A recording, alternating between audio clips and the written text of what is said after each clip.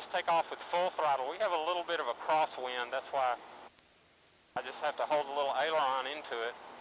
And then at about 64, and we're way past that, look at it, we climb like a monster.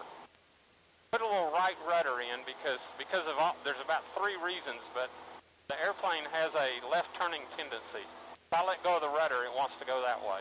So you have to adjust it's because of the prop and the physics of the air going down the fuselage, hitting the tail, and then just the rotating dynamics of that. So you use right rudder, you keep the ball in the cage, you may have seen that. We're going to be just below the ceiling. We're at about 1,300 sea level, minus 850, so we're not very far above the ground. When you take off, you always look forward, because if for some reason you lose power, you don't turn back to the airport. You land wherever you can land, because if you turn without power, you're going to spin into the ground. Not to make you worry, but so we're now at about 1,500. About 1,600 is our pattern altitude. So it looks like the clouds. Number 6 Juliet Sierra, climb maintain 9 or 1,000. That's the regional controller, and I don't have to talk to him. These things are okay, open. Very good. Yeah, close them. Close them. If you ever get on Mary, top, let me know. No, mine are closed. Okay, that one's closed. Okay, I'm going to look left and turn left. We're at 1,700, so we're good on the cloud cover. I think we're going to be able to put in a little time, kind of fly around town. Always look left, turn left. You okay on your stomach or queasiness? On a day like today, you want to, let me see that chart, Mary. What this chart tells me is a couple of things. We're going to continue our turn. This number right here, add 2 zeros to it. 2,000, that's 2,000. There's another number, 1,900, 1,500. Those tell me in that quadrant the highest object, whether it be a geographic or a building, plus about 200 feet. So if I'm in the clouds, I'm going to push my nose down a little bit and pull back on the power. If I'm in the clouds and I don't know, I can't see a thing, I check those, they call them maximum elevation figures, and it tells me I may be lost in the clouds, but if I stay above a certain altitude, I'll never hit anything. Number 60. Keep a good scan up. Kind of look at the horizon is really the level we're at. So if there's anything at the horizon, it's basically our level. Anything below the horizon is below us. Things above us are above us. Okay, I'm going to stay here at about 2,000 feet. Mary, can you see your way around? Yeah. See that patch of grass, that square right there? That little park? At about 2 o'clock, just a square park. Yeah, we're just down right the down street. the street is our house on the corner. Bunch of trees right now. You can see the cars parked in front of the neighbors. There's a little silver car. Ben might actually be there. It's hard to tell our house. We're in the trees. The truck's still parked outside. Yeah, right in front of our curb. Yeah, right in front of the curb. You might look and see if there's anybody in the backyard. Can't see anyone. I can't. I see the car. There's a white car there. I'll bet you that's Melissa just now getting home. Yeah. Or no, it could be Ben. Oh yeah, Planning information for Northwest Regional Alliance is showing wind 0401, gust 16, visibility 10, overcast at 2,300, altimeter DFW 3015. Advise prior to starting your descent. Want me to take a picture of you? No, I got it. Roger, copy 3015, and on the hill, to get down maybe around 2,000 feet or something. November 8820 Juliet, Roger. Maintain VFR for now. I got opposite direction traffic. I-4 climbing out of 7. There's Lake Pat Cleburne right there. I-4 pickup though in about 8 miles. Thank you, sir. Cleburne's water source. Yeah, it is. We used to go four-wheeling in those trees back behind there.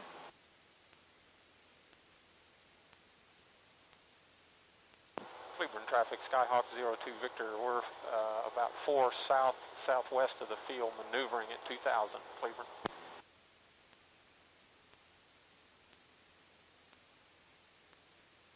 There's the Cleburne Dam, giant, you can see it. And 20 Juliet, I lost you altitude readout. What is it?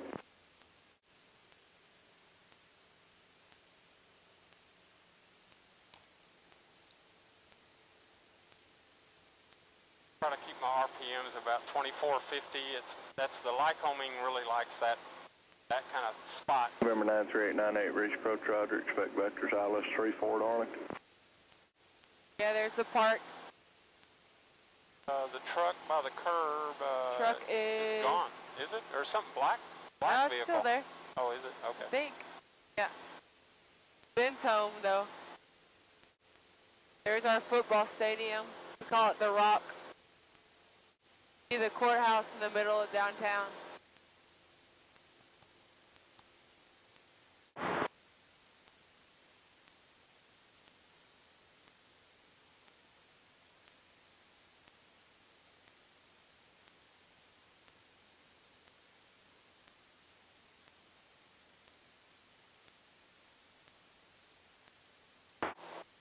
Cleburne traffic, Skyhawk 02 Victor. We're about 4 southeast of the field, maneuvering at 2000 Cleburne. Hanging around the airport environment is really not the safest place, and so I try to make a little more self-announce in case there's someone they'd be landing actually towards the north and taking off towards the north, and we're east of it pretty well.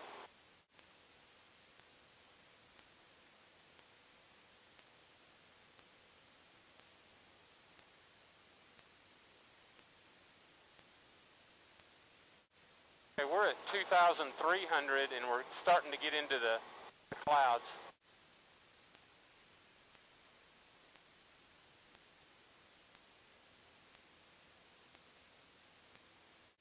Okay, I'm going to pass over the top of the airport and enter the landing pattern, which is, we make left turns to runway 33. Rockwell traffic. It's called a left pattern, which is the default pattern at most general aviation airports. Every once in a while, there's some of the runways have a right pattern where you make right turns because of populated areas or some other reason. Cleburne traffic, Skyhawk 02 Victor. We're transitioning the field at 2,300 and we'll report a left downwind for 33 full stop Cleburne. Look at this airplane flies itself. You have your power set and you have a trim that takes the pressure off this. You have the trim set, power set, and there's no wind really to deal with. It flies itself. It's really cool. Of course you don't want to let go of all this stuff. Hand on the throttle, hand on the control wheel. That's your cruise control.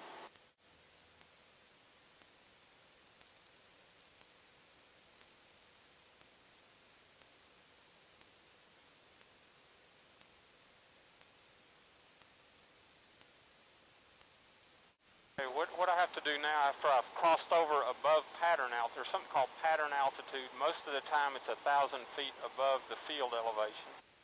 This airport is not 1,000, it's actually 800 feet.